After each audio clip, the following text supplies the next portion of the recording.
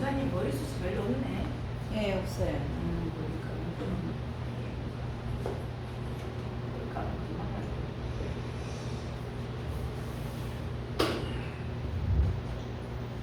기도합시다. 하나님 아버지 감사합니다. 오늘도 좀 귀한 날 주셔서 이렇게 저희들을 이렇게 학문할 수 있도록 신학을 할 수 있도록 귀한 학문을 할 수 있도록 길을 열어주시고 이곳까지 인도하여 주셔서 감사합니다. 미참한 아버지 백성들 발걸음 태초하게 하시고 무사히 도착할 수 있도록 인도하시옵소서. 시간도 하나님 좋은 눈을 붙들어 주시옵시고 하나님 말씀을 우리가 읽고 듣고 본 바가 우리 삶 속에서 열매 맺을 수 있도록 성령님 깨닫게 하시고 역사하시옵소서. 이 시간도 우리 주님께 맡기며 예수님의 이름으로 기도하옵나이다. 아멘. 오늘은 이제 마지막입니다. 마지막. 무슨 마지막이냐면 창세기부터 계시록까지 맥을 좀 짚어보는 거죠.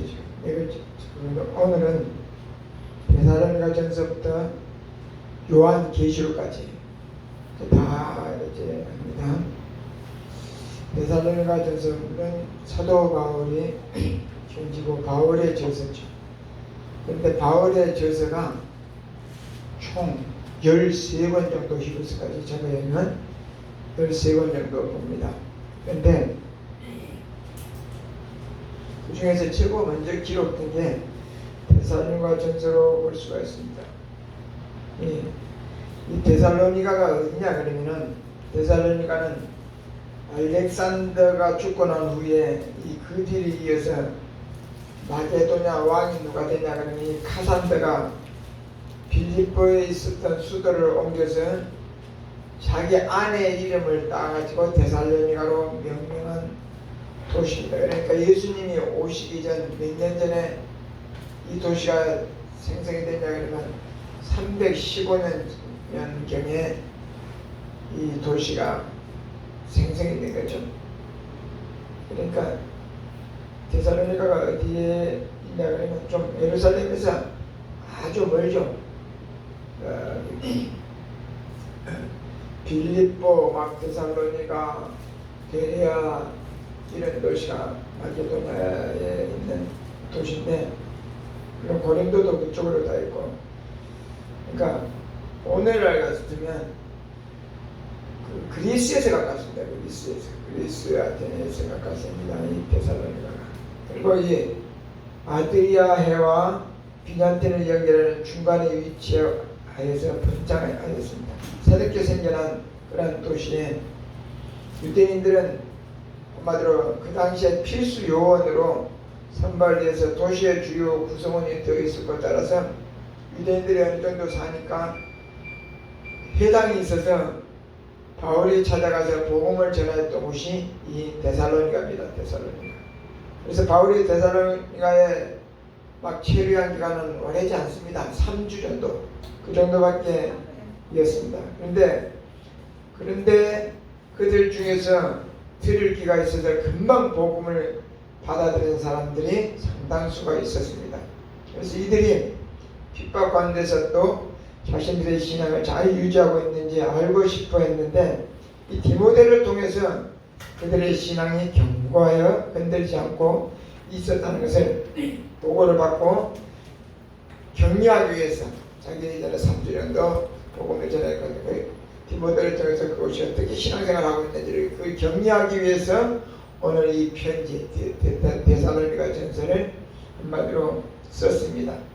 그래서 바울이 이 편지를 쓴 시기는 대략 한 50년, 그러니까 예수님이 한 33년, 그때 이제 아마 34, 5년 막 그렇게 예수님 십자가에 돌아가신 뒤에, 그러니까 한 18년, 20년 정도 뒤에 이제 이 편지를 기록했다고 보면 됩니다. 바울은 예수님과 같이 다니지는 않았잖아요.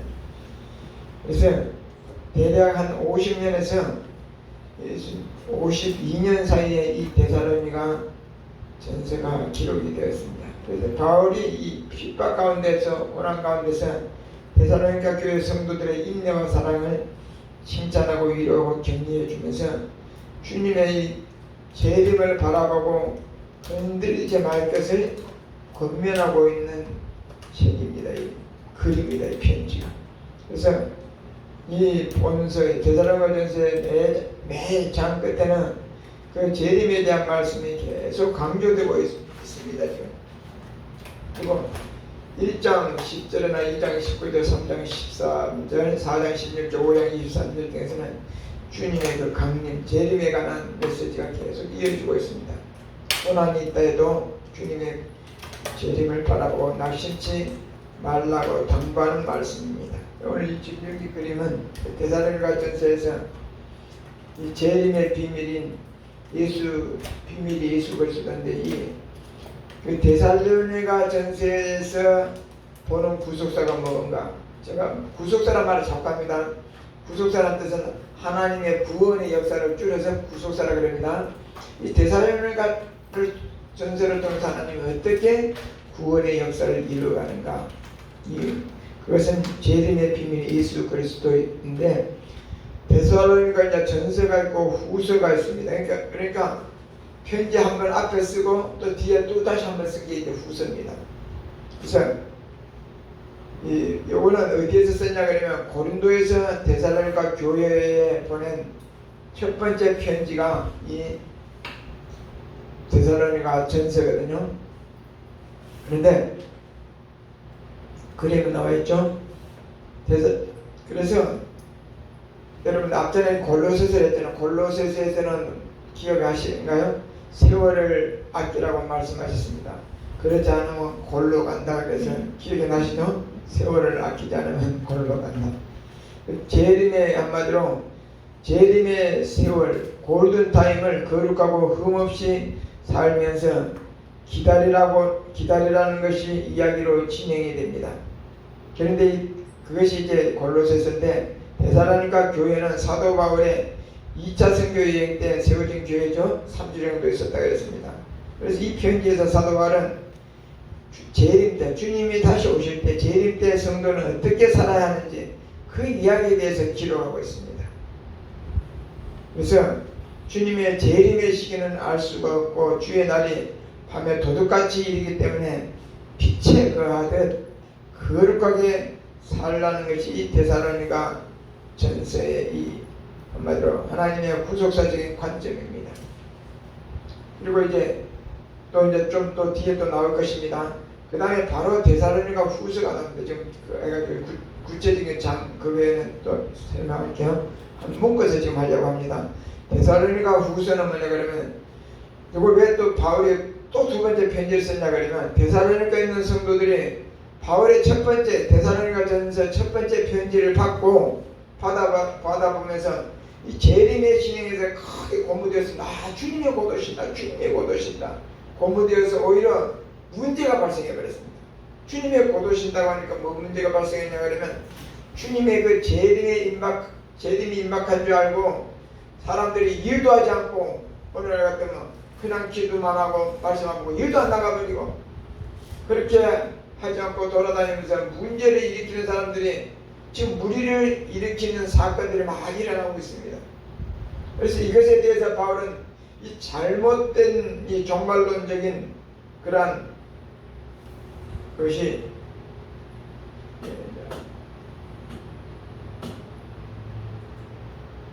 이 데살로니가 후서인데, 아까 데살로니가 전서도 고린도에서 편지 썼다고 했어요. 고린도에서 데살로니가 교회에 보낸 이제 두 번째 편지입니다. 이 후서는. 그래서 자꾸 이제 주님의 고체를 만나 그러니까 일도 안 하고 그러니까 그것에 대해서 문제가 생겨서 바울이 안 되겠다 해서 다시 편지를 쓴 게 데살로니가 후서입니다. 이것에 대해서 바울은 잘못된 종말, 오해하고 있는 그러한 것을 바로잡기 위해서 다시 편지를 쓴 것입니다. 그게 후서인데, 바울은 이 재림에 대한 신앙과 그리고 그 교리는 옳지만은, 앞전에 그게 틀린 건 아니고 옳지만은 그들의 삶의 자세와 태도에 대해서 문제가 있다고 지적한 게 이 데살로니가 후서입니다. 그래서 진리의 비밀 예수 그리스도인데, 이 데살로니가 전서와 동일하게 재림 때에 살아가야 할 성도의 자세를 다시 이야기합니다. 그러면서 데살로니가 교회에는 재림에 대한 잘못된 그런 소문이 있었습니다. 그래서 불법의 비밀이 이미 활동을 하고 있었습니다. 데살로니가 후서 2장 7절 한번 봐보실래요? 데살로니가 후서 2장 7절.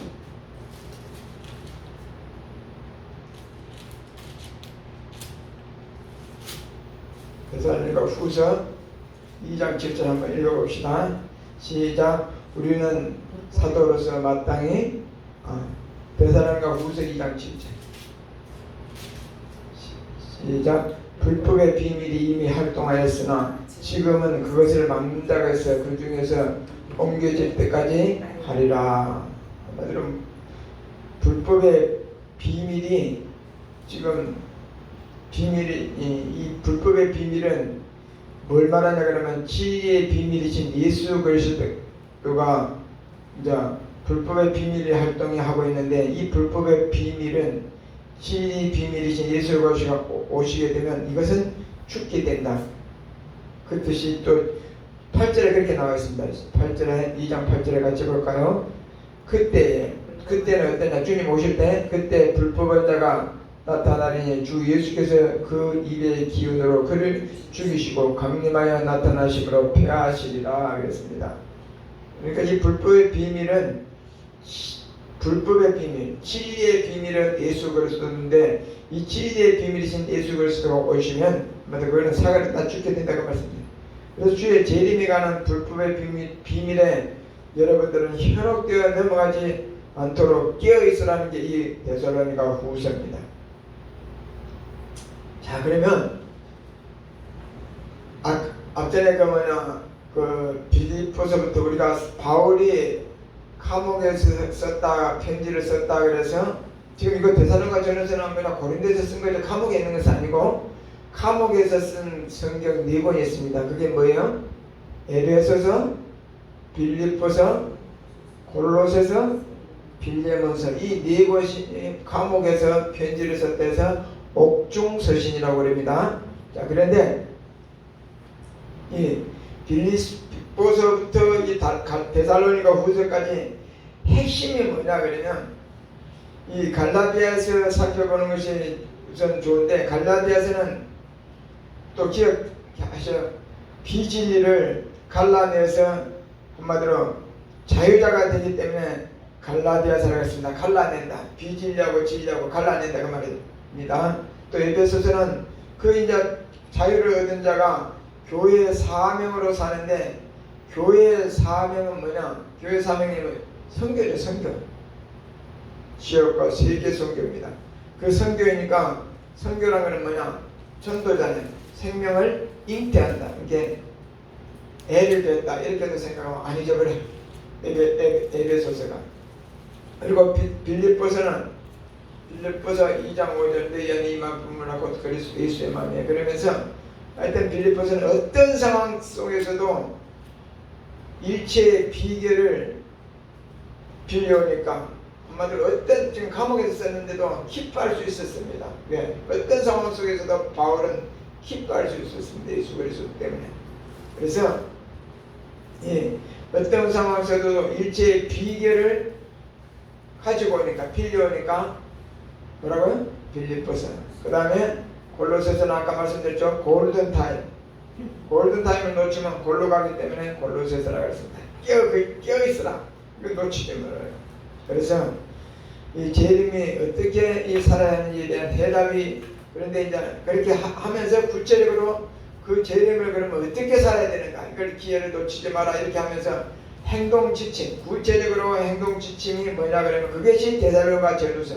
주님이 곧 오시는데 이걸 때를 놓치면 골로 간다. 그런데 이걸 어떻게 이제 그러면 살아야 되냐?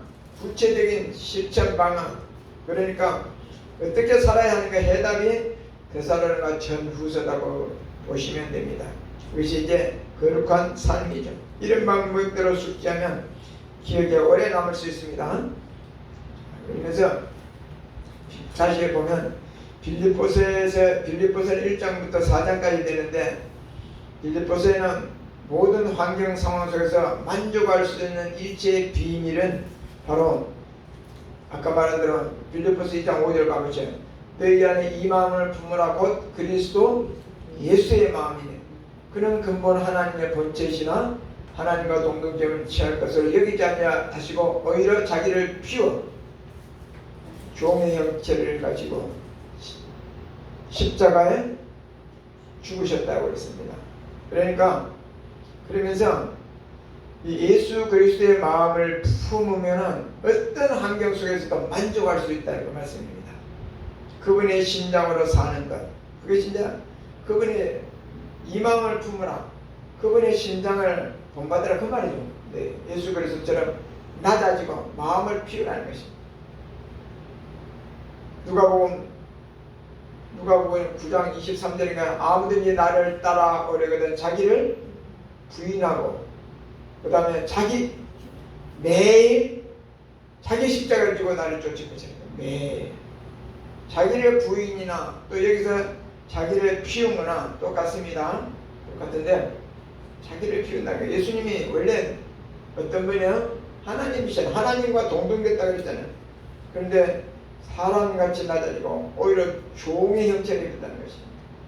그리고 어디까지 예수님이 복종했느냐? 자기를 완전히 비우고 죽기까지 복종했다는 것입니다.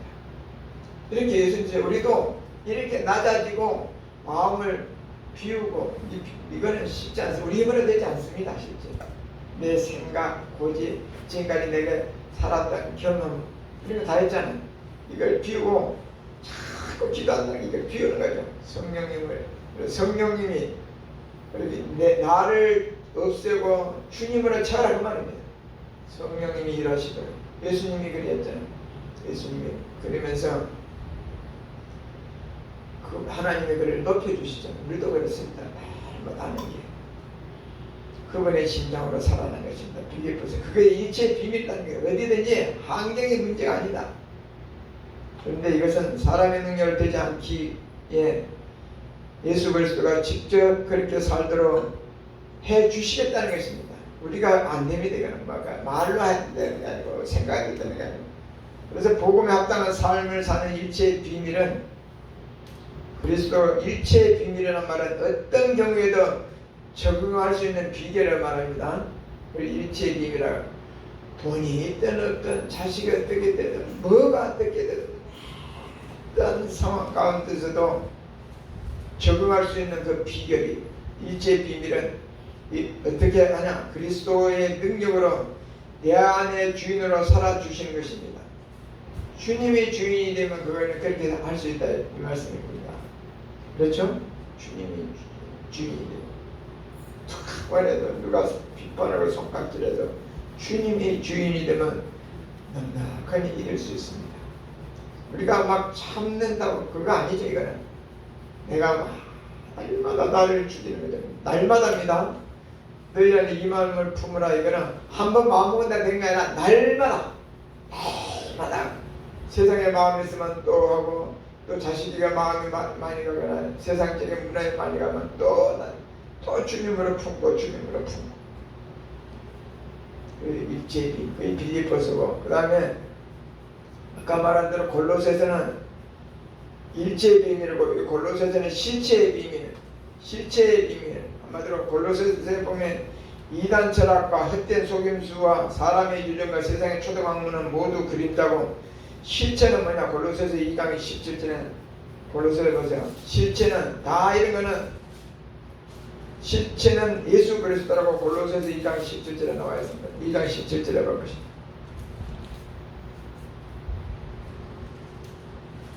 (16절) 17절을 같이 볼까요? 시작. 이 골로새서 2장 16절 17절 시작. 그러므로 먹고 마시는 것과 절기나 초하루나 안식일을 이유로 누구든지 너희를 비판하지 못하게 하라. 이것들은 장래일의 그림자이나 몸은 그리스도의 것이니라. 아멘.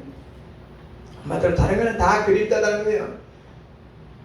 세상의 초등학문에 불과한 그림자라는 거예요. 그림자라는 것은 실상이 있습니다. 봐보세요. 마이크가 있죠? 여기 그림자가 생깁니다. 그림자가 있으면 실체 물체가 있을 거 아니에요. 그걸 실체라고 합니다.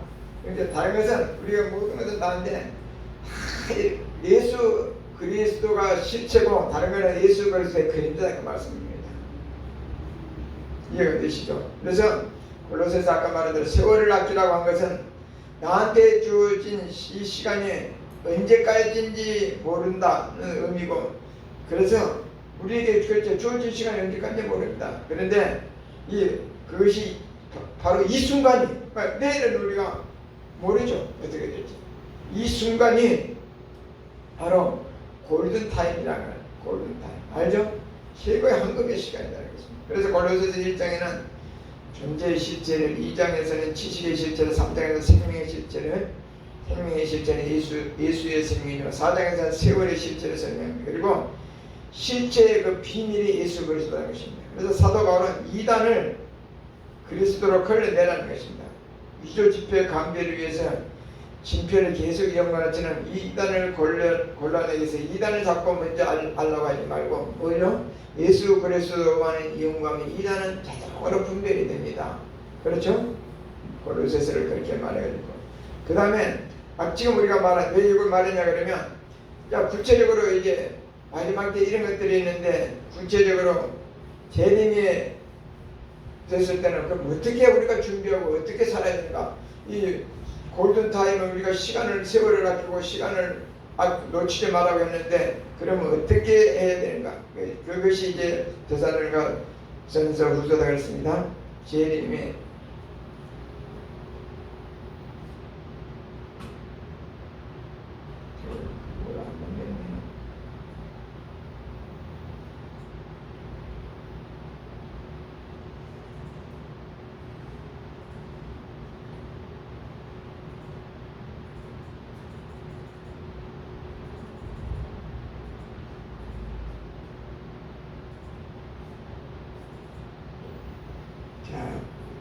데살로니가전서 1장부터 이제 1장부터 5장까지, 데살로니가전서는 1장부터 5장까지 되는데,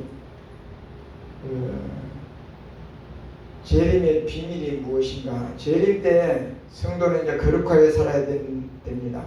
그런데 성경은 거룩하게 살아야 되는데 이걸 누가 이루시냐 그러면 주님이 이루신다는 것입니다. 이것도. 자, 5장 24절 볼까요? 데살로니가전서 5장 24절.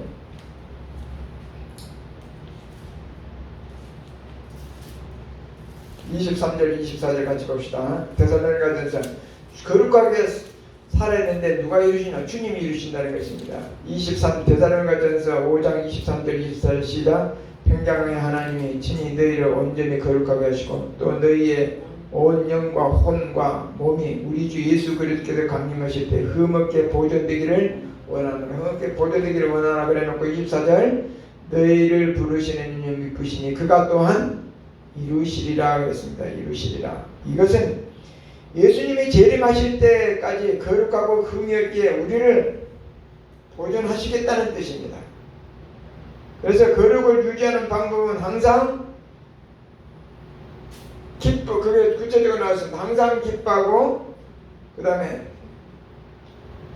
항상 기뻐하고 쉬지 말고 기도하고 범사에 감사하는 이 단어만 다를 뿐 성경 전체 맥락에서 보면 성령의 9가지 열매와도 같습니다. 성령의 9가지 열매는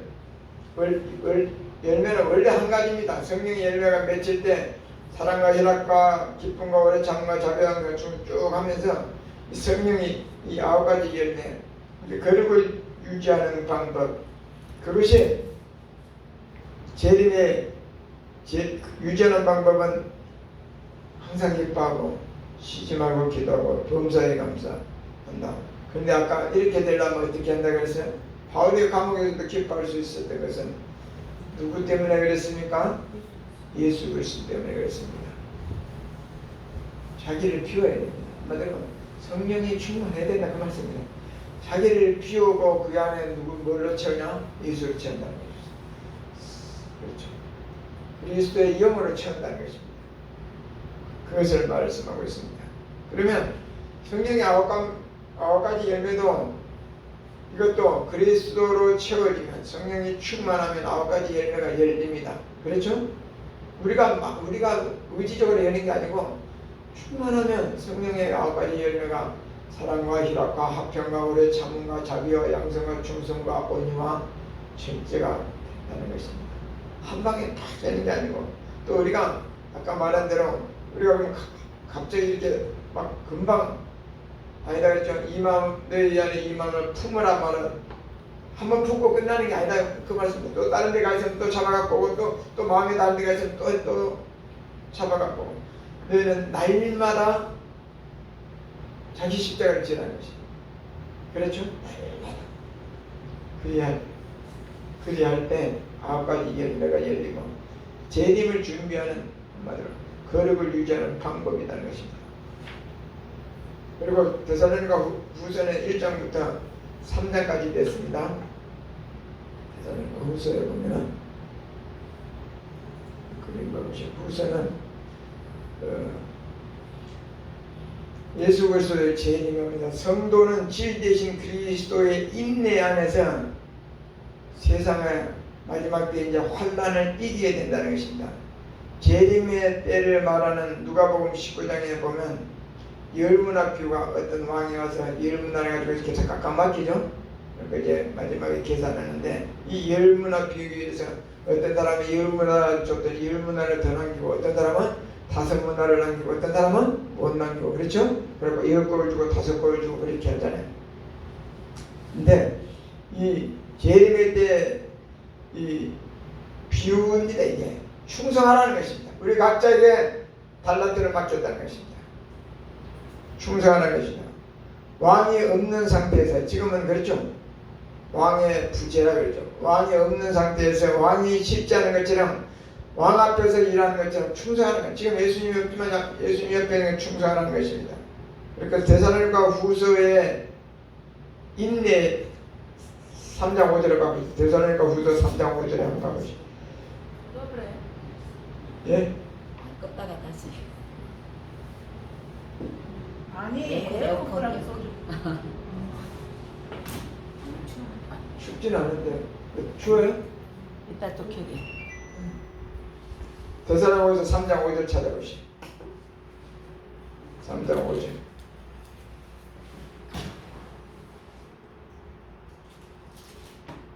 같이 봅시다.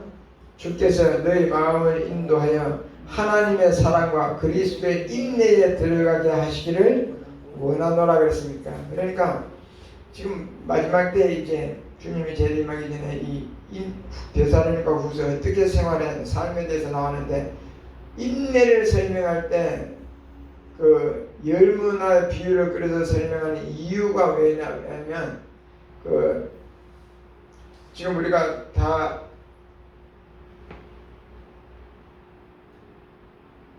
읽지 않았지만은 왜 내가 이거 이야기하냐 그러면 재림의 때 충성으로 인내하라는 것입니다. 계시록 14장에 보면 성도의 인내에 대해서 말합니다. 우리가 신앙생활을 한마디로 어떻게 보면 인내입니다. 인내. 신앙생활. 그걸 못 참아갖고 인간이 앞서고 혈기내고 잠잠히 하나님의 그것을 기다리지 못할 때가 참으로 많습니다. 인내입니다. 인내 마지막 때. 그래서 성도의 인내는 곧 그리스도의 인내를 말합니다. 그리스도의 인내는 그냥 오래 참는 것이 아니죠. 그리스도 자체를 말합니다. 이게 그냥 오래 참는 걸 인내라 말하는 거예요. 내 삶에 그리스도를 나타낸다는 것을 설명합니다. 네가 지금 해놓고 네가 왜 그리스도를 나타내려고 하는 게 이게 하려다 보니까 그게 인내가 되어버린 거죠. 그냥 참는 게 아니고 주님이라면 어떻겠을까? 이 상황에서 어떻겠을까? 그게 열정 인내로 세상을 이길 때 내 삶에 누가 드러나요? 그리스도가 드러난다는 것입니다. 그걸 말하고 있습니다. 환난의 목적은 우리는 환난을 막 죽어 그러는데 뭐 신앙생활 똑바로 못한다 그게 아니고 요즘은 아니죠. 그냥 예수님이 오시고 일본 하는 사람, 환란은 다 예수 믿는 사람이나 안 믿는 사람이나 환란은 다 같이 당합니다. 다 같이 당한다고. 그런데 중요한 것은 환란을 왜 그러면 예수를 잘 믿어도 왜 환란이 당하느냐? 마지막 때 큰 환란을 왜 당하느냐?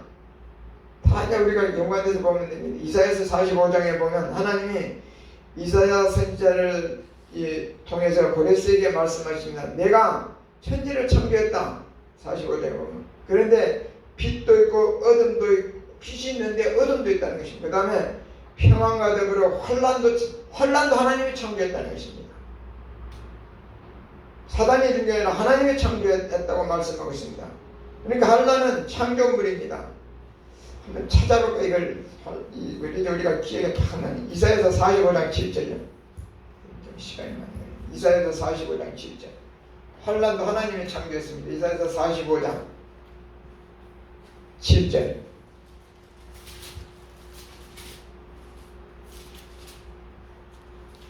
이게 다 겪는 것입니다. 45장 7절 다시 봅시다. 45장 7절 찾았어요? 시작. 나는 빛도 짓고 어둠도 창조하며 나는 평안도 짓고 환란도 창조하나니 나는 여호와라. 이 모든 일들을 행하는 자라 하였나라.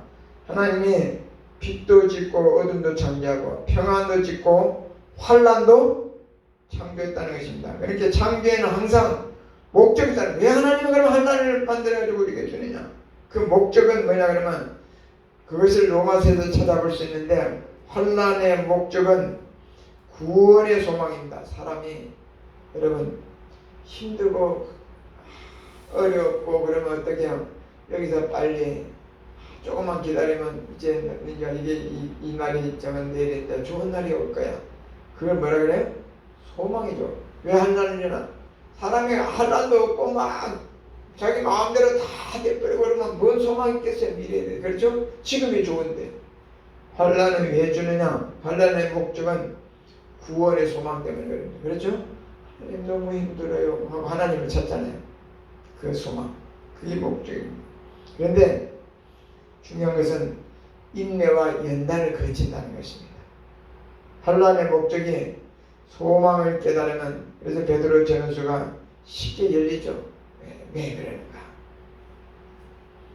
이렇게 생각하시고 여기까지 이제 데살로니가 전후서. 그 다음에 성경 기록 데살로니가 전후서 다음에 그 다음에 뭐가 나와요? 디모데 전후서가 나오고 그 다음에 디도서가 나옵니다. 디모데 전후서하고 디도서는 목회서신이라고 말할 수 있습니다. 목회서신, 목회. 바울이 한마디로 목회를 어떻게 해라 하면서 목회서신. 디모데전서는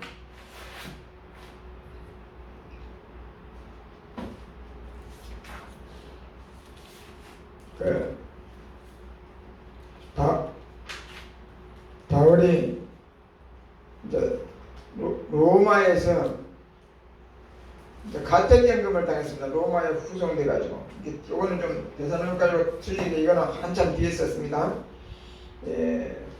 가택연금을 당했습니다. 로마에 이제 압송되어서 아직 한마디로 뭐냐면 재판을 아직 받기 전이라서 나오지 못하도록 재판을 아직 안 받았으니까 정식으로 완전 감옥에 딱 들어간 것도 아니고 한마디로 대기 상태 있잖아요. 여기서 가택연금을 그때 그 기간에 바울의 신앙에 있어서 큰 진전이 마지막 때니까 이제 많은 경험을 했을 거 아니에요. 복음자한테 큰 진전이 있었는데 초기에 기록된 서신들 예를 들어서 아까 말한 데살로니가 전후서 이런 거 이 서신들에서는 주님의 재림에 대한 기대가 계속되고 있었습니다. 그러나 아까 말한 대로 에베소서 골로새서 안에서는 재림에 대한 기대는 많이 좀 멀어져 있음을 볼 수가 있습니다. 처음에 기록할 때는 힘들어서 그랬나 주님이 재림에 대해서 많이 했는데 뒤에 막 골로새서 그런 사도 바울 서신 중에서 최고 먼저 뭐가 기록됐다 그랬어요? 데살로니가 전후서가 기록됐습니다. 그런데 그 뒤에 이제 이 사람들이 그래서 이제 그때는 이제 에베소 그 뒤에 기록한 에베소서나 골로새서 안에서는 재림에 대한 기대는 좀 멀어지고 준비하면서 재림을 안 한다 그게 아니고 그러면서 그 준비하는 거예요. 재림에 그걸 볼 수가 있습니다. 그동안에 기도와 묵상을 얼마나 많이 했겠어요 바울이. 그것으로 말미암아 주님의 재림이 그렇게 빠르지 않다는 것을 이제 알게 되었습니다 바울도. 그래서 교회는 오고 오는 여러 세대에 국교에서 복음을 전해야 한다는 사실을 인식하게 되었습니다.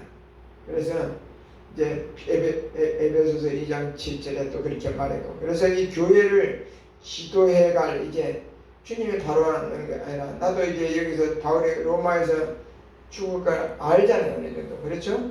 그리고 사람들이 이제 자꾸 또 죽어가고 또 주님이 곧 오실 것 같은데 죽어가고 막 그러니까 이제 로마의 가택연금 됐을 때는 어떻게 했느냐, 이제 나도 여기서 죽으면 이 복음을 굳건히 세워서 계속 다른 사람에게 전해주고 전해줘야 한다는 사실을 그래서 알게 깨닫다 그 말씀입니다 바울이. 그래서 교회를 지도할 오늘날 같은 목회자, 장로가 필요하고 교회를 섬길 집사들을 세워서 교회를 조직화할 필요를 느끼게 됐습니다. 그래서 오늘 이 디모데전서는 장로의 자격과 집사를 세우는 그 기준을 지금 가르쳐주고 있습니다. 디모데에게 이렇게 교회를 끌어가라. 그리고 바울은 목회자의 이 대인관계를 원칙으로 가르치고 있으면서 목회자의 가치관에 대해서도 교훈을 남기고 있습니다. 목회서신이라 그랬죠? 디모데에게 목회를 어떻게 해라. 그래서 목회자의 교훈 남기고 있고, 또 이 디모데 전서에 이런 데 보면 목회자가 마땅히 해야 할 일과 해서는 안 될 일을 이 디모데 전서에서 가르치고 있습니다.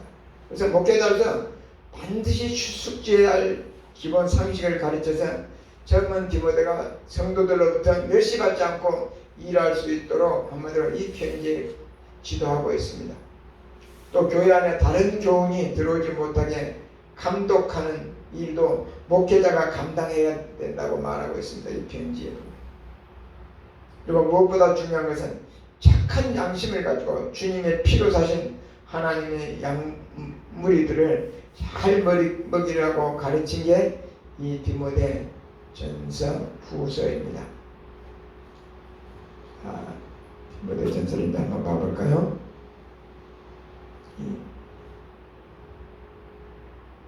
충성의 글자가 충성이 아니고 충성의 글자가 좀 잘렸네요.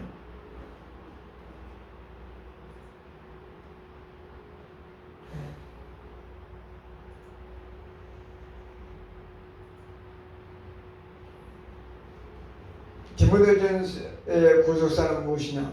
구속사가 뭔 말인지 알죠? 원하시는 하나님의 역사다 그랬습니다. 이 디모데전서는 충성의 복음 예수 그리스도인데, 디모데전서의 주제는 뭐냐 그러면 경건입니다. 에베소에서 이거는 디모데전서는 또 로마에서 쓴 게 아니죠. 디모데전서는 지금 에베소에 로마에서 가택연금 당하면서 쓰는데 누구에게 쓰냐? 에베소를 담임하고 있는 디모데에게 목회하는 디모데에게 보내는 첫 번째 편지가 디모데전서입니다. 여기 또 나와 있죠? 디모데 첫 번째 편지가. 그래서 디모데전서 후서의 주제가 뭐냐? 전체적인 주제는 경건인데 그 중에 이 디모데전서의 경건은 충성된 일꾼의 경건한 사역을 말하고 있습니다. 그래서 성경 읽기에 대해서도 나오고 설교하기, 가르치기의 이야기가 나옵니다. 그도다 경건의 비밀이야. 그렇지 않다 하는 이도 없도다.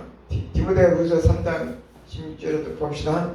그러면서 그는 육신으로 나타난 바 되시고 영으로 의롭다 하심을 받으시고 천사들에게 보이시고 만국에 전파하시고 세상에서 믿음 되시고 영광 가운데 올려지셨느니라. 디모데전서 3장 16절에 봐보시죠. 이렇게 되죠. 지금 아까 뭐라고 그랬어요? 경건은 디모데전서 주제가 경건이다 그랬잖아요. 경건. 경건은 충성된 일꾼의 경건한 사역을 말하면서 그것이 이제 알 수 있는 게 16절에 그도다 경건의 비밀이여 그렇지 않다 하는 이 없도다. 그는 육신으로 나타난 바 되시고 그가 누구예요? 예수 그리스도죠.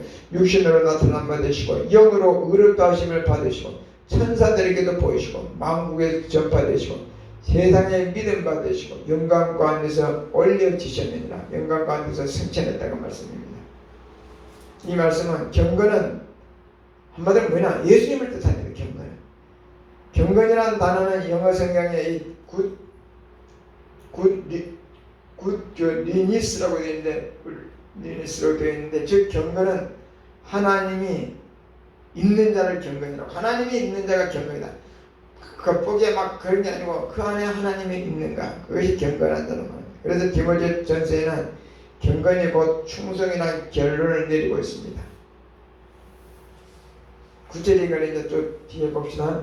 그러면서 바로 디모데후서를 봅시다. 디모데전서에서 디모데후서는 이 사도행전과 서신서들을 통하여 바울이 이제 마지막 선교 행적을 추적해 보면서 이 니코폴리스로 가겠다는 말이 있으니 행적을 알 수가 없고 곧이어 로마 감옥에서 2차로 투옥되어 디모데후서를 이제 쓰고 있습니다. 그래서 이번에 투옥된 감옥은 이제 첫 번째는 가택연금인 일반 이렇게 집에서 아예 못 나오게 감옥은 아니고 그렇죠? 사람은 또 가서 만날 수 있고 그래요. 근데 이번에 2차 투옥은 가택연금이 아니라 이번에는 이제 감옥에 들어갑니다. 마네틴 감옥이라는 곳에 들어갔는데 그 감옥은 로마 포럼 가까이 있었는데 그때 이제 이걸 쓴다 이 말씀입니다. 디모데후서는 사이가 있죠. 가택연금 때와 진짜 감옥에 있을 때. 그래서 이번에 투옥된 후로는 바울이 이제 자신도 압니다. 나는 이제 다시 석방될 가망성이 없다는 것을 그 가능성이 보이지 않았습니다. 그래서 바울은 자신이 이제 그 길로 순교자의 반열에 들게 될 것을 내다보고 있으면서 마지막 유언식을 쓸 수 있잖아요. 그렇잖아요. 나가 이제 죽게 되는데 얼마나 신중히 말을 하겠어요. 바울은 디모데를 보고 싶어하는 감정을 기록하고 있습니다.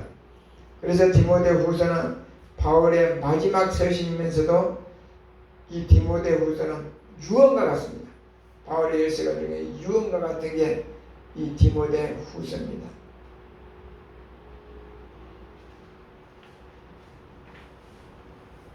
그래서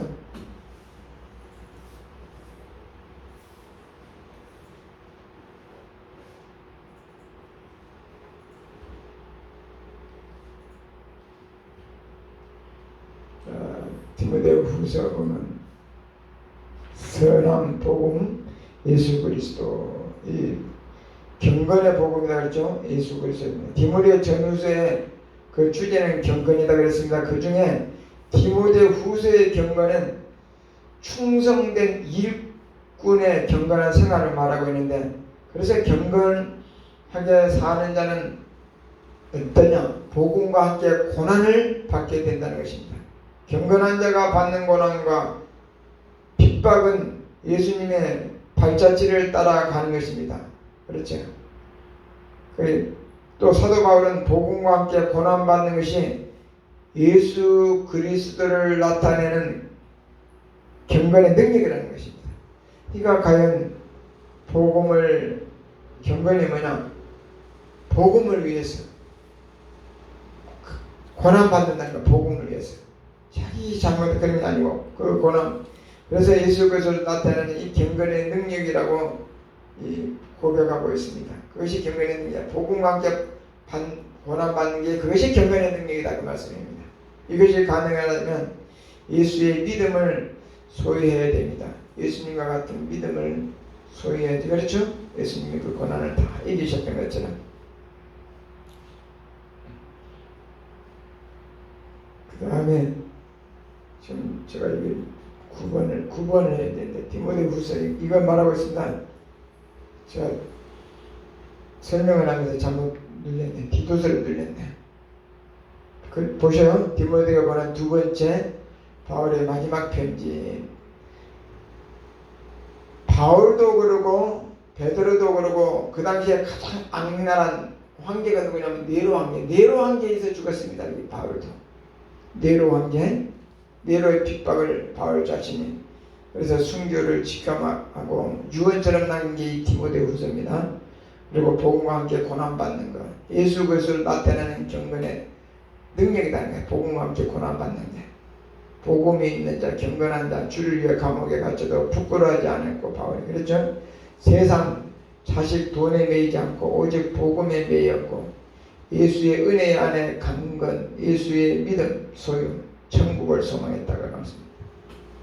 그 다음에 디도서도 목회서십니다. 이 디도서 디도서는 디도에 대해서는 별로 물론 디모데하고 디도가 또 틀리죠. 디도에 대해서는 별로 알려진 것은 없지만 바울이 디모데와 디도는 어떤 지역을 맡아서 교회를 지도할 수 있는 탁월한 인물로 인정받는 두 인물이 이 디모데하고 디도입니다. 그래서 디도는 한때 이 고린도 교회의 복잡하고 까다로운 문제를 해결했던 경력이 있었고 또 이러한 사역의 결과를 통해서 바울에게 신임을 얻은 것 같습니다. 그래서 디도에게 위임된 이 그레데는 실로 어려운 지역인데 그레데란 그 성적에 그 지역을 지금 맡고 있는데 바울이 네가 맡아라 해가지고 그런데 지중해 한복판에 위치한 이 그레데는 수많은 뱃사람들이 오고 가는 곳이라서 사람들이 닳고 살았습니다. 그렇죠? 사람이 많이 오고 가면 항구 도시에 있는 사람이 닳고 닳습니다. 그렇죠? 이 사람이 안 볼 거니까 막 사기쳐고 가고 막 성질 난대로 해버리고 막 그러니까 좀 이 디도의 곳이 그렇습니다.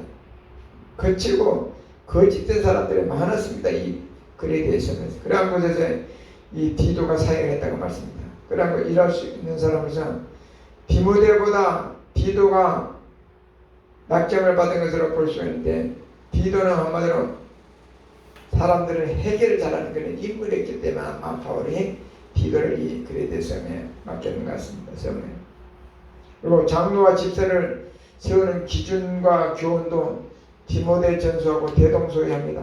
비슷하죠. 그래서 바울은 처음에는 디모데가 있는 에베소로 속히 돌아올 수 있을 것으로 생각했으나 이제 각 교회를 순회하는 동안에 교회의 교육이 절실하다는 것을 느끼면서 에베소로 귀한 계획은 무기한 연기하고 결국 못 가고 로마로 앞선거죠. 디도에게 보낸 이 편지에서 바울은 이 니고폴리스에서 과동, 겨울을 지날 것을 계획을 말하고 있으면서 그리스에 있는 디도까지 이 니코폴리스로 빨리 오라고 디모데도 오라고 이제 말을 하고 있습니다. 그리고 그 앞에 아볼로 교법사죠. 아볼로와 교법사 아볼로 들었죠? 아볼로에도 복음 잘 전한 사람이에요. 아볼로 교법사 세나와 같은 인력이 당장 결시하지 않으면 미리 니코폴리스로 보내서 사전에 집회 준비를 하도록 보내라는 말을 하고 있는데 이 편지 그래서 디도에 써서 이단에 속한 사람들은 한두 번 권한 후에 그리고 오늘날 이게 참 참가할 거죠. 한두 번 권한 후에 아예 멀리하라는 교훈도 잊지 않고 이렇게 기록되어 있습니다. 디도서에 보면 우리가 아무리 많은 성경 지식을 해도 이단들은 한두 번 하고 그대로 우리가 설득할 수 없습니다. 왜? 그 영이 있습니다. 그 영이 딱 사로잡아 버리면 그걸로 한두 번 해서 안 되면 아예 그 사람들하고 멀리 하라는 것입니다. 멀리 하라는 거예요. 아예. 그것이 이제 디도서에 나와 있습니다.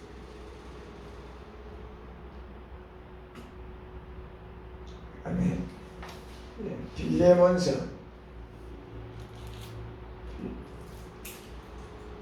빌레몬서를 보기 전에 아까 옥중서신 4개 그림 봐보시오. 옥중서신 4개가 있죠. 에베소서, 골로새서, 빌립보서, 빌레몬서가 있습니다. 그래서 빌레몬서는 여러분 기억하시죠? 종이죠. 오네시모 있죠. 오네시모 용서의 복음. 그래서 오네시모는 빌레몬의 종이잖아요. 근데 어떻게 주인을 사기쳤고 도망왔잖아요. 잡혀고 감옥에서 지금 바울하고 만났잖아요. 그러면서 보내면서 빌레몬에게 종을 보내면서 네 종인데 나에게 참 유익한 한마디로 동역자다. 그를 용서해주고 나한테 보내주라. 너는 마음에 들으니까 하면서 그 편지 쓴 거죠. 용서의 복음. 종을 한마디로 자유인으로 놓아달라는 게 쉬운 게 아닙니다.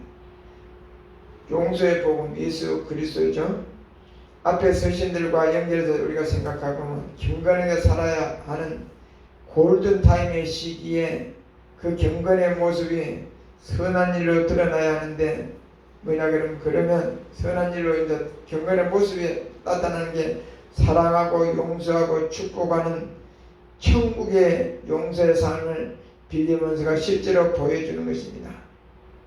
무슨 말이냐? 에베소서는 그림의 구원의 교회고 골로새서는 아까 뭐 골든타임이라 그랬죠? 골로새서 안 그러면 골로 간다.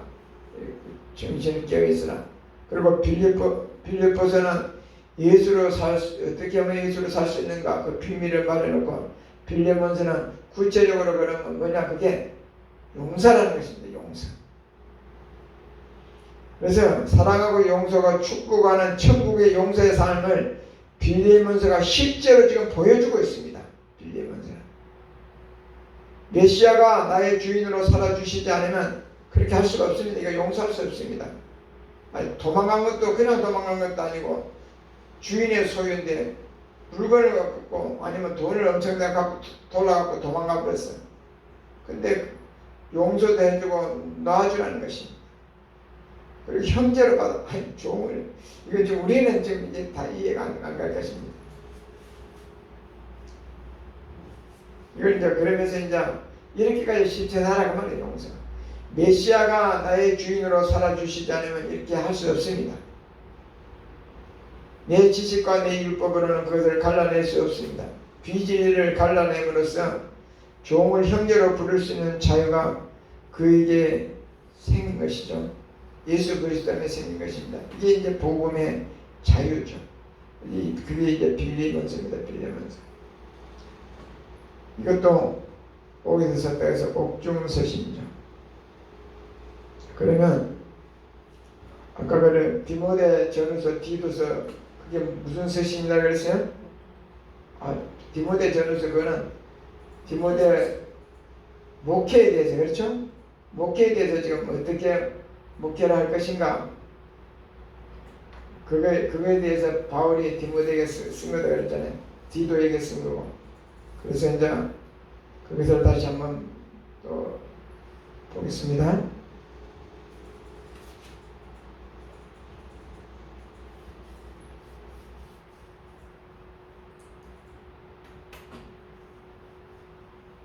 디모데 전후서부터 지금 본 이 빌레몬서까지 순서적으로 보면 디모데 전후서, 그 다음에 디도서, 그 다음 빌레몬서가 나오죠. 성경의 순서가 지금요 그렇게 나오죠.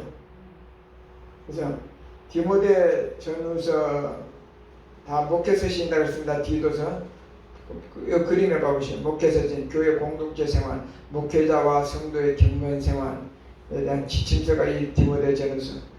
디모데전서는 충성된 일꾼이었던 것이고, 디모데후서는 경건한 삶이 무엇이고, 디도서는 교회 공동체를 복음으로 이끄는 삶인데, 이것이 이제 앞에 옥중서신, 에베소서, 빌립보서, 골로새서, 빌레몬서 이 옥중서신과 그 다음에 빌레몬서가 옥중서신 중에 마지막에 나오면서 실천적인 게 용서, 그렇죠? 용서. 그러면서 빌레몬서 예수 그리스도의 용서를 베푸는 경건한 주인. 그러면서 바울은 목회의 꽃이 뭐냐? 근데 용서라는 것입니다. 용서. 바울의 목회의 꽃, 아름다운 열매. 그것이 결론을 지금 뭐냐? 용서라는 것입니다. 용서. 주님이 우리를 용서해 주실 것 같아요. 우리도 용서는 그것이 이제 그렇게 하면서 빌레몬서를 지금 하고 있습니다. 그게 이제 경건의 제가 지금 잘렸어요. 경건의 삶. 또 줄여야 됩니다. 그러니까 디모데전서부터 빌레몬서까지 핵심이 뭐냐 그러면 아까 말한 대로 디모데전서는 충성된 일꾼이고 경건한 충성된 일꾼으로서 뭘 해야 되냐? 경건한 삶을 살아야 되는 게 디모데후서죠. 그러면서 교회 공동체가 복음을 이끄는 삶을 살게 하는 것이 그게 디도서입니다. 이와 같이 성도의 삶을 보여주는 사례가 바로 이제 그러면 구체적으로 뭐냐? 그것을 지금 빌레몬서에 보여주고 있습니다. 용서를 보여주고 있습니다. 죄를 지은 종 오네시모를 용서하고 형제로 받아주는 열매를 보여주고 있습니다. 그것이 경건의 삶입니다.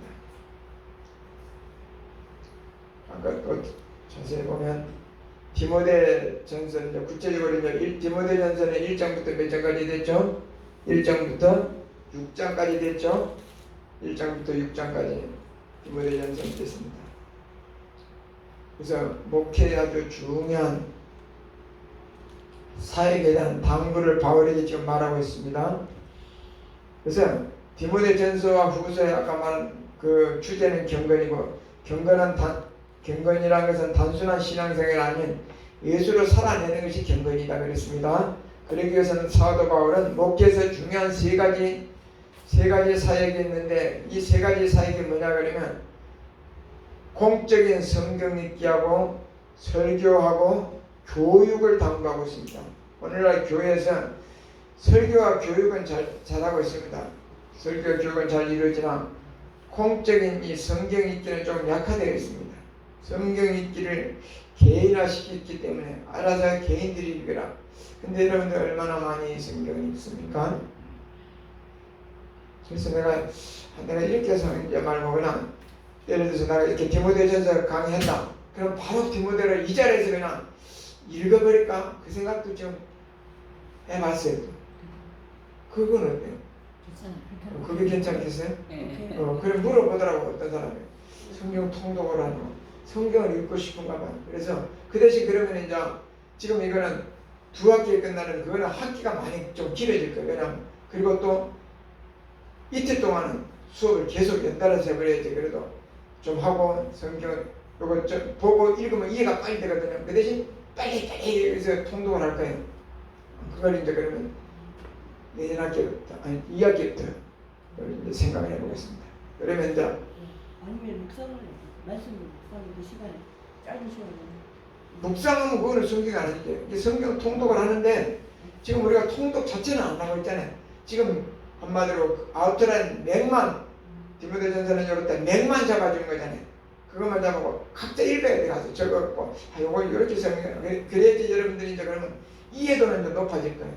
물론 성령의 역사는 이제 따로 해야 되겠지만 에스라 성경 통독 막 그런 식으로 시간이 쉽지는 많이 걸려요. 그 대신 성경은요 우리가 모든 신학에 있어서 기본서가 뭐냐면 성경이잖아요. 그렇죠?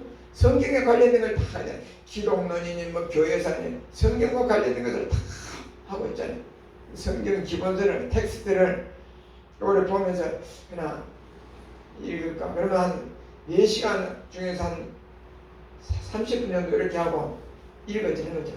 빠른 속도로 이렇게 하면 빠른 속도로 읽어도 이해가 푹푹 되거든요. 그냥 읽는 것하고 다르게 집중하게 돼버리거든요. 그러면서 또 은혜가 쏟아질까 생각해 보겠습니다. 그래서 성경 읽기를 오늘날에는 교회별로 이렇게 같이 이렇게 그런 게 없습니다. 통독은 개인화 시켜놨기 때문에. 그래서 중세시대는 성경을 많이 없으니까 읽을 수가 없어서 역사적인 암흑기였다면 오늘날은 성경을 읽을 수 없는 역사적 암흑기는 아닌데 읽지 않는 이 개인적인 암흑기. 그래서 성경 통독. 그래서 지금 이제 우리 권사님은 쓰고 있어 성경을 쓰고 있어. 또 유집 사람도 쓰고 있고 성경 읽고 있고 개인적으로 막 성경을 보라고. 그래서 어떤 교회는 성경을 1년에 막 일반 평신도 몇 동 사람도 있고 그래. 실제는 성경과 싸움을 해야 됩니다. 네, 구원에 이르는 게 말씀입니다. 구원을 이루어가는. 이제 그게 이제 디모데전서나. 그다음에 디모데후서는 1장부터 4장까지 되어 있습니다. 디모데전서는 1장부터 6장까지 되었고, 디모데후서의 경건은 충성된 일꾼의 경건한 생활을 뜻하고 있는데, 그런데 경건하게 사는 자는 복음과 함께 뭘 받아야 된다 그랬어요? 고난을 받는다 그랬습니다. 고난. 디모데후서 1장 8절을 바꾸시오. 경건하게 살고 고난이 없다. 그럼 경건하게 살려고 하는 게 아니다. 디모데후서 1장 8절.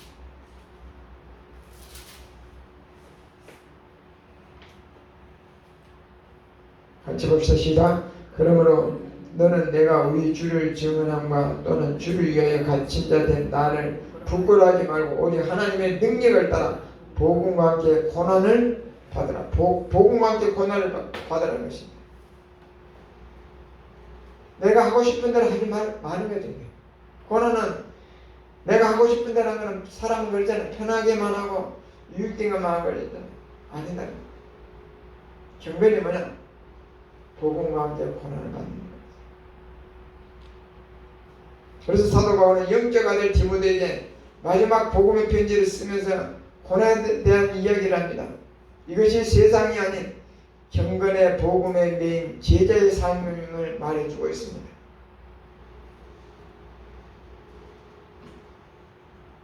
그것이 이제 디모데후서고, 그 다음에 디도서가 나오죠. 디도서는 1장부터 3장까지 됐습니다. 디도서. 디도도 목회자인데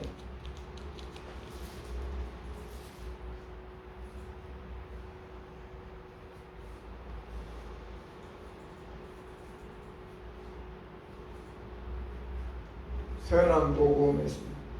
디도서는 선한 복음으로 사는 길이 무엇인가? 선한 복음으로 사는 것입니다. 디도서는 이것도 목회 서신이라고 했는데 사도 바울이 디도에게 편지한 것인데, 모든 선한 일을 버리는 자들에게 선한 일을 구체적으로 가르치도록 알려주고 있습니다. 디도서 1장 16절 한번 봐보실까요? 디도서 1장 16절 같이 봅시다.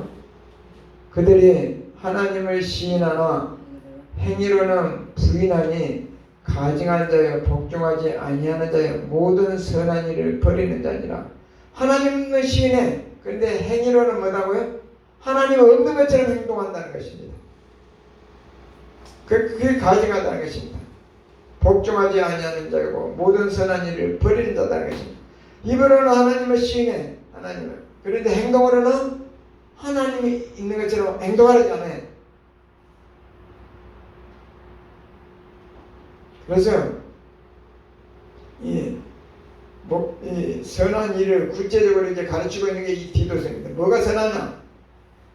구체적으로 나이가 많은 여자에게 선한 것을 가르치는 자가 되라. 디도서 2장 3절에 그렇게 되어 있죠.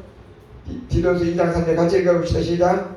늙은 여자로는 이와 같이 행실이 거룩하며 모함하지 말며 많은 술에 종이 되지 아니하면 선한 것을 가르친 자들이 되고, 그렇게 했습니다. 또 젊은 여자에게는 어떻게 해야 되냐? 2장 5절에 가보시죠. 2장 5절에 시작. 신중하며 순전하며 집안일을 하며 선하며 자기 남편에게 복종하게 하라. 이는 하나님의 말씀이 비방을 받지 않게 하려 함이라. 선한 복이 뭐냐? 젊은 여자에게 가정에서 선한 일을 해라는 이 말입니다. 또 종들에게 오늘날 같으면 종업원이죠. 그게 2장 10절입니다. 뭐라고 되어 있어요? 같이 볼까요? 시작.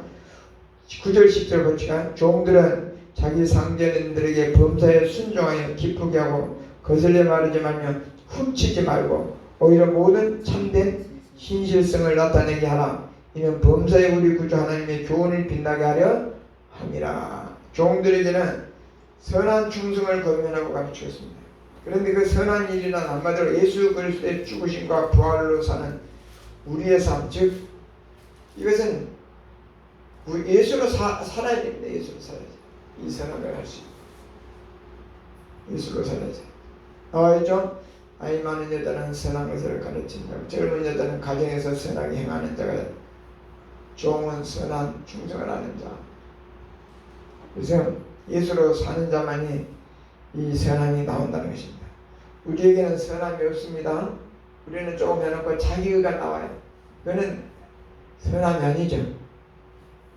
예수가 한 것이. 그 다음에 아까 우리 봤던 빌레몬서죠. 빌레몬서는 한 장으로 되어 있습니다. 바울이 빌레몬에게 편지 쓴 거죠. 그래서 빌레몬서는 바울이 감옥에서 빌레몬에게 보낸 편지인데, 이 죄를 지은 종 누구의 이름이? 오네시모죠. 이 오네시모를 용서하고 사랑받는 형제들로 받아주라는 내용이 이 빌레몬서입니다. 용서는 진정 자유자가 가질 수 있는 용기죠. 이것은 내가 뭔가나 되고 이게 내 소유인데, 그럼 용서가 안 됩니다. 내 안에 보배를 가지지 않으면 나타낼 수 없습니다. 그렇죠? 용서라는 거 그러잖아요. 내가 손해보고, 그렇잖아요. 내가 손해보고 내가 또 져줘야 될 수도 있고, 근데 내 안에 더 좋은 게 있으면 손해볼 수 있습니다. 그렇잖아요. 아니 나한테 금덩어리가 이렇게 많은데 이거 금반지 하나 못 줘? 그렇죠? 이렇게 많은데, 아니 이렇게 많은 걸 줬는데 다른 사람이 줬어. 이 금반지 진짜 만약에 하나 못 주냐 이 말이에요. 그것은 지금 이 빌레몬이라는 주인이 자기 종을 용서할 수 있는 것은 사람의 힘으로 안 된다고 했습니다. 더 큰 걸 소유한 자, 천국을 소유한 자, 그렇죠? 그자만 할 수 있습니다. 내 안에 보배를 가지지 않으면 나타낼 수 없습니다. 예수가 모든 것을 가진 예수가 채워지지 않으면 힘듭니다. 이 당시에 종을 형제로 받아들이는 건 대단한 일입니다. 종을 어떻게 같은 동급을 형제로 받아들이냐. 한국에서 손양원 목사님의 일대기에 좋은 사례가 나옵니다. 자기 아들을 총으로 쏜 그 사람은 어떻게 했어요? 자기 양아들을 삼잖아요. 대단한 우리 한국 교회사는 150년도 안 됩니다. 1885년에 84년 그 언더우드 선교사들은 이렇게 들었잖아요. 알렌이나. 그러니까 이제 몇 년 됐어요? 한 140년. 그렇게밖에 안 되는데 세계적으로 유명한 사랑의 종이 있습니다. 손양원 목사. 아들로 삼잖아요. 자기 아들을 죽인 용서해주고, 그것도 모자라서 용서해줄 뿐만 아니라 아들을 삼습니다. 용서의 복음의 사례죠. 그러나 이 모든 것보다 죄인된 우리가 손양원 목사라 볼 수도 있지만 더 궁극적인 것은 죄인된 나를 위해서 찢겨주고 죽으신 그 주님을 생각해보면 더 큰 걸 가지고 있죠. 주님 때문에 내가 용서 안 받고 죄가 없어졌다는 거야. 내가 죽어야 되는데 주님이 죽었다.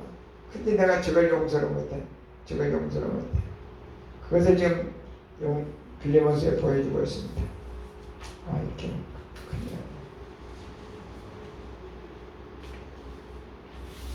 잠깐 쉬었다가 또 합시다.